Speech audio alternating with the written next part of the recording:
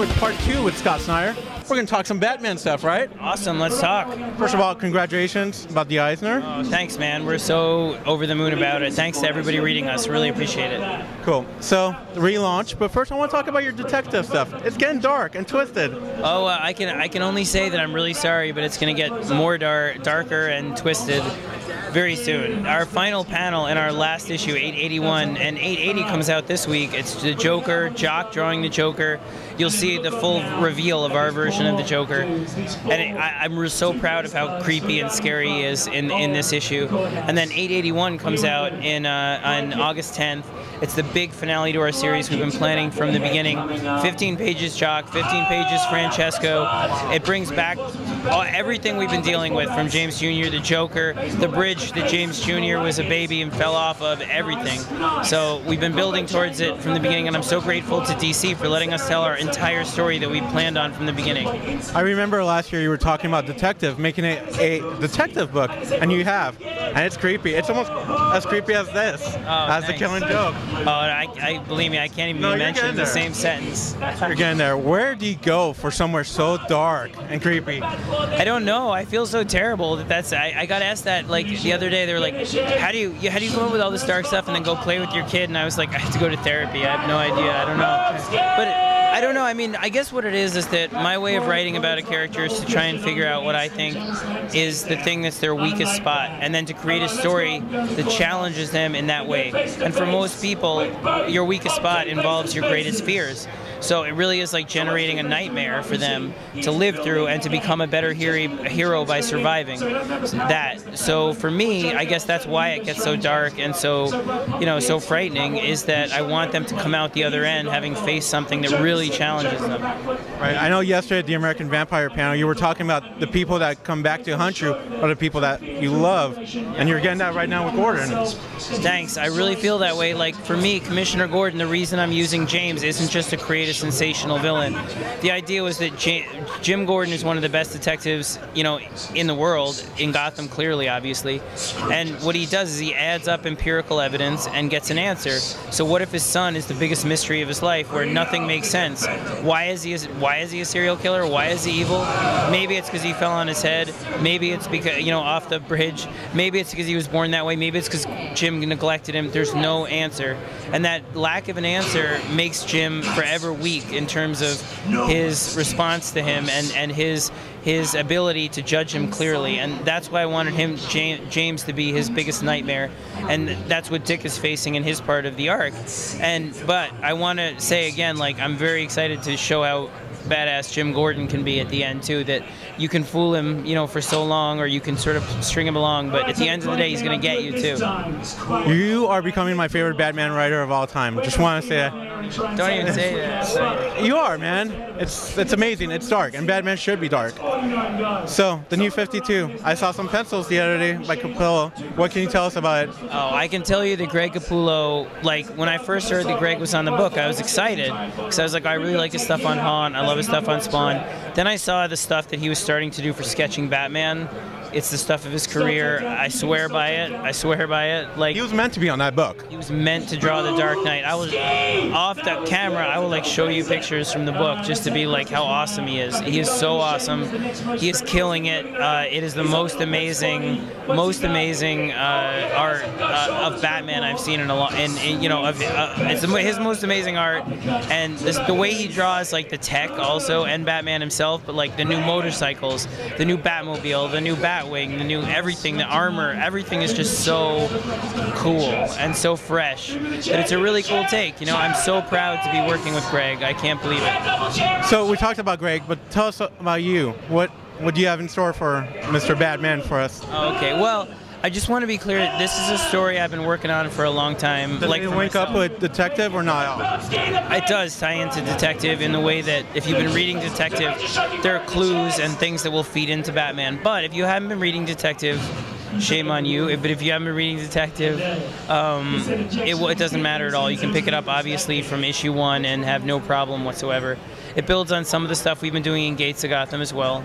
It really is a story about the way that Bruce has become comfortable in Gotham as Batman. He feels that Gotham, in a lot of ways, is his closest friend, his ally. It's given him the demons he wants. His lover, in a way. Yeah, well, absolutely. I mean, it really is. If you had to name something that like is Bruce's best friend, lover, parent, everything, it really is Gotham. You know, and so. What if, though, Gotham is 300 years old, you know? Bruce has been around as Batman for a short period of time comparatively. Even if you count everything in continuity, he's been around for 70 years, it's still a short time. Anyway, so what if Gotham really has a whole history? He thinks of it as, you know, the city of the Bat, and it belongs to him. It belongs to the symbol of the Bat. What if there's a symbol that sort of predates the Bat and has been the symbol of Gotham for hundreds of years, Masonically and architecture, in terms of evil, in terms of, like, you know, political power, that essentially all of a sudden Gotham sort of turns its big stone eye towards Bruce and is like, you're what? You think you know Gotham? You don't know Gotham at all. Boing, like, just flicks him away and brings all of the weight of history, all of the sort of secret things he doesn't know about the enemies that the Wayne family has had politically, like the deadly enemies in terms of the deaths of some of the Waynes we've never heard about, brings it to bear against Bruce in the present to crush the Bat family now with some of the deadliest, most unstoppable enemies you've seen. I wish I could give away more in terms of, like... No, it's cool, man. I know you're a big Batman fan. I remember you were excited last year when you got announced a detective. Swamp Thing, I love the character. We haven't really seen the character a lot recently. No, we haven't. I mean, you know, I love the recent Vertigo stuff, you know, in the last 10 years. Like the Andy Diggle I loved, and the Josh Dysart take on Swamp Thing I loved as well. But my take was really, you know, as soon as I got hired at DC, I went up to Karen Berger's office at Vertigo, and I was like, hey, do you have any of those Swamp Thing statues? I would love one of those. I mean, the new bus is pretty cool. That's coming out. I actually, you'll see the guy from DC Direct is walking around, and I've been calling him, bothering him, being like, is it in yet? Is it in yet? Because I want one. I'm like, I'm writing the book. I'll buy it, though. Just give it to me. I want it on my desk. Fire me. It'll be on my desk. It'll help me. Yeah. I was like, I'll take a picture of it. And no, I still haven't gotten it yet. But the idea is that Swamp Thing is a character. Swamp Thing and Batman are like my two favorite characters. I'm not saying that. It's just the truth.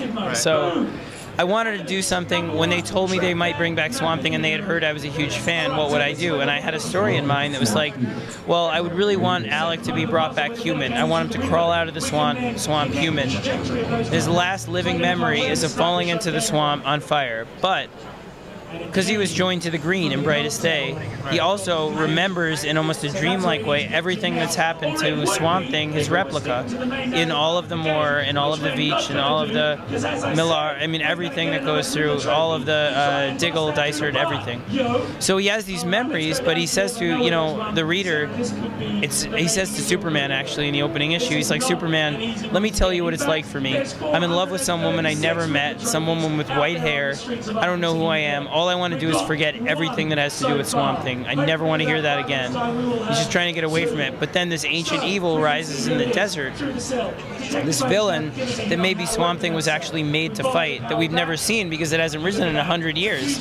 So maybe it's the thing that Swamp Thing is basically destined to be the enemy of. The opposite element from the green. You know, everything that sort of Swamp Thing is meant to defend the world against is coming back and saying, Alec, you're supposed to come, you're supposed to help, you're supposed to be in this war. And the destiny is part of the story there, where we're really about showing why Alec Holland, who only exists in like 8 or 9 pages of comics as a human, why him? Was the accident an accident? Was it not only not an accident, but was it something completely other that we don't even know yet? What about all the Parliament of the Trees? Is there a reason that those people were chosen for Swamp Thing in terms of lineage, in terms of destiny, in terms of the mythology of Swamp Thing that's already been established, and the Arcanes, why them? So we're very, very interested in making it something that if you haven't been reading Swamp Thing, you can pick up. It starts with Alec Holland, a man fighting monsters, both external and internal. It's very easy to jump on, but it's all, if you have been reading Swamp Thing and you love it, it builds and expands upon everything that came before. Nothing is washed away. So someone that's read like the Len Wein or all that old stuff can easily jump back in. Oh yeah, it builds on all of it. You'll see revelations about Abby, about Arcane, about everything that exists basically in the Swamp Thing series. I have no interest in wiping any of that out. It's some of the stuff that made me want to write in the first place. So you're living the dream, man. Batman and Swamp Thing. I feel like I really feel like if I died at the end of this year, I will be like dying. Hey, you got an Eisner. Yeah, I will die a happy man, I promise. But no, it is the dream. There's no two characters. Like, there's nobody. If people say, "Who do you want to work on next?" and I'm like, nobody. I just want to keep doing that. This is my dream job. I cannot thank readers enough. And you guys, like everybody, Comic Impact, like just the idea that you guys have been so supportive. This is my dream job, and I will never allow you to be. I will never allow myself to let you down. I mean, meaning. Thank you. That means a lot. No, for people reading the books. I know everyone sort of tells a bad story once in a while, but it will not be for lack of trying. I will fight tooth and nail to make every page of every story good, because I will never take it for granted that this is my job. I swear to you, like, I feel so lucky and grateful to you, so thank you. Thank you. By the way, Swamp Thing Batman crossover, maybe? I would love it. That's one of my... It's happened before. I love that. I love that. When it comes to Gotham, yeah, and he turns Gotham into, like, almost like the primordial garden, and yeah, it's awesome. Cool. Thank you.